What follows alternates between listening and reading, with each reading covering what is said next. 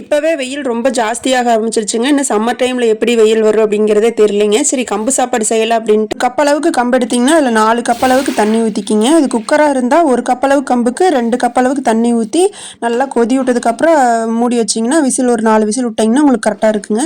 இது குண்டாவில் செய்கிறனால 1க்கு 4ங்கிற இதில் வந்து ஊற்றிருக்கிறாங்க. நல்லா கொதி வந்ததுக்கப்புறம் தட்டத்தை வச்சு மூடி வச்சிடலாங்க. கேப் பார்த்தீங்கன்னா கொஞ்சம் அளவுக்கு கேப் இருக்கணுங்க. இல்லைன்னா கஞ்சி வந்து வெளியே வர ஆரம்பிச்சிடும்.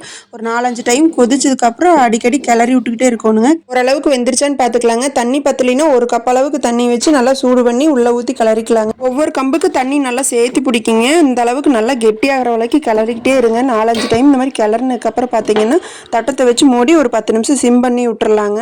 அப்புறம் பார்த்தீங்கன்னா நல்லா கெட்டியாயிருங்க. ஓரளவுக்கு கெட்டியானதுக்கப்புறம் பார்த்தீங்கன்னா உருண்டையை பிடிச்சி தண்ணிக்குள்ளே போட்டு வச்சிடலாங்க. கம்பு செஞ்சு ஒரு 4 மணி நேரத்துக்கு அப்புறமும் உருண்டை பிடிக்கலாங்க. சூடாகவும் உருண்டை பிடிச்சி போடலாங்க.